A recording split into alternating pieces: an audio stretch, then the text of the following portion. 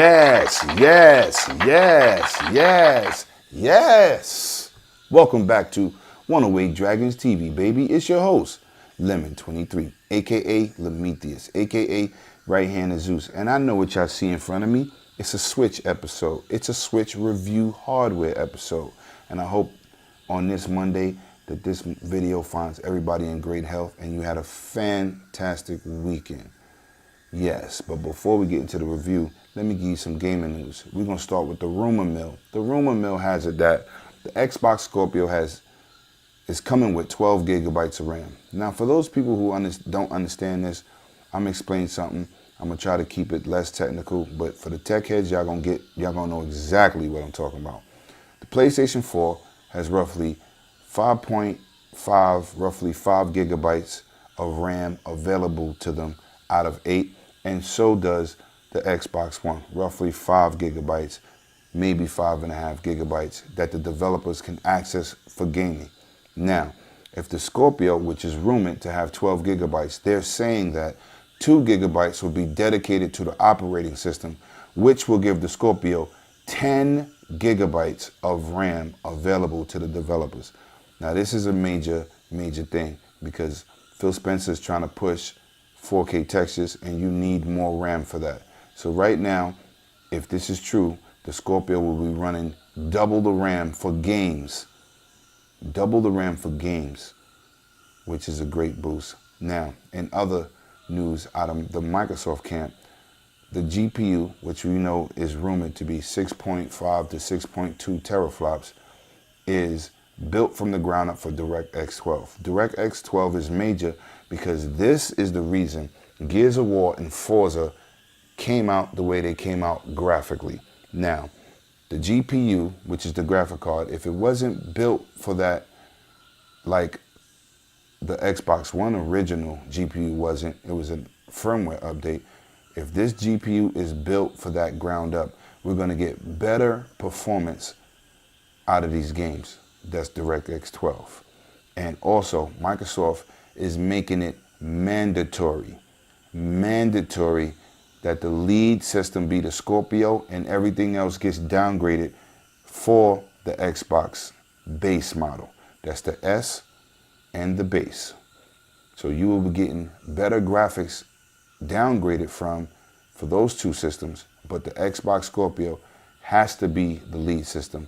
That is mandatory coming from Microsoft, and that's good that they're making developers start off with the high end and work their way down, because that means it's better graphics up top and we ain't got to worry about them starting low to high.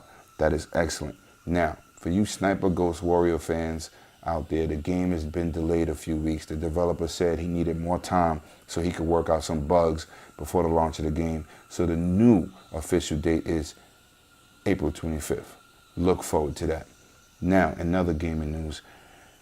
Outlast, you Outlast fans, PlayStation, Xbox One, PC, Outlast 2 will be out in the US April 25th. Internationally, it will be out April 28th. Now, in other gaming news, we all been waiting for this on Xbox, and if you didn't have the digital on PlayStation 4, the disc will be out tomorrow, Ultimate Marvel Capcom 3. And you know I reviewed that game. I said the online on PlayStation 4 was terrible. I will be picking up the digital copy again, which is $24.99 on PC, which is brand new for them. They never had this on PC, and the Xbox One, digital and a hard copy. I will be reviewing just the online side to see how well it runs, because the PlayStation 4 version is horrendous online. It's horrendous. So, now let's just jump right into this hardware review, baby. 108 Dragon style. Yes.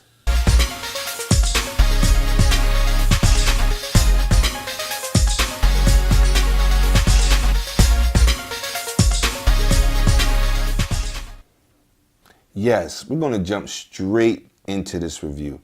This is the Nintendo Switch review. 108 edition, baby. Yes. We're going to talk about the pros. We're going to talk about the cons. You're gonna know everything that you need to know. I'm gonna try to answer everything in this video. How simple it was, how difficult it was, what I think. And at the end, I will give you an overview and I will be rating the system's performance, setup, and accessories that I own. Yes, we're gonna get into the pros first. One of the greatest things about the system, when I saw it, I saw how seamless it was from going from portable, going to dock mode.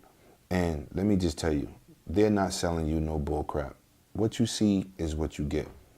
The seamless action between switching from portable mode and console mode is flawless.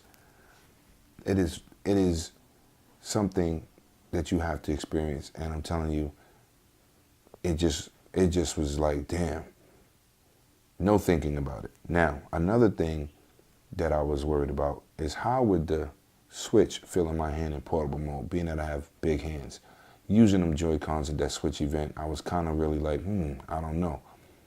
The console fits like butter through a hot knife in your hands. It feels comfortable in dock mode. It looks good in your setup. It just look fantastic. And the weight of the system is comfortable. It's not something that's going to tire your hands out, and it's not something you feel like you're going to drop. You can hold on to it. It's sturdy. There's no bending going on. The Joy-Cons is feeling good. Everything is feeling fantastic. Now, the dock, we're going to get into the simplicity of it. Hooking it up, HDMI cord in, USB-C with a wall plug charger right into it. It has a little tunnel area where the wires fit neatly outside the side. And when you dock it, it looks fantastic. Whatever your setup is, it's going to fit right on the shelf. It doesn't take up much space. It's right there and very easy to set up. Now, on the software side, when you go to set up your account and you put in your information, or you go to download the software update, which this is the fastest system I've ever seen download an update. I don't know how big or how small it was, but it took like 45 seconds and I was right back into setting up my Switch. Very seamless, very flawless, very thoughtless. You don't have to be thinking. You don't have to be looking at manuals. It was directly to the point. Now, we're going to get into the controllers. Joy-Cons. You hear a lot of stuff of them desyncing around fish tanks, different Wi-Fi's and knocking them out, or just the distance, or even putting your hands on them. I have not experienced that at the moment, and people thought the first firmware update was going to patch the Joy-Cons. It did not, so I definitely didn't have that. Now, for the Joy-Cons battery life. The Joy-Cons battery life are 20 hours apiece. That is great. That is fantastic. That is very, very long, and that's a lot of playtime. Now, for the Pro Controller, which I recommend the Pro Controller. If any game uses the Joy-Cons and you're at home, get the Pro Controller. The Pro Controller is definitely an excellent experience, and it has that HD rumble in it, which tells you, makes you feel like you know something going from one point passing through to the other. Is definitely highly warranted, and it gives you 30 plus hours on a single charge. It also comes with its own USB, which plugs into the dock, and you charge it straight through the system. Same thing with the Joy-Cons. You put the Switch into the dock, Joy-Cons attached, and it charges while you're playing in console mode. I thought that was excellent. Now, let's just jump into this loading. It's a cartridge-based system, and sometimes you miss cartridge. The loading is next to nothing. Snappity, flip through the menus. It's incredible how fast this system is. We know it has a X1 NVIDIA GPU, CPU, SoC, that system on the chip, and you can't go wrong. It's snapping through the menus. There's no delays. There's no lag. The software, the hardware is seamless. Now, we're going to jump into the cons. The cons is where I have some issues. First, we're going to get into the Joy-Cons.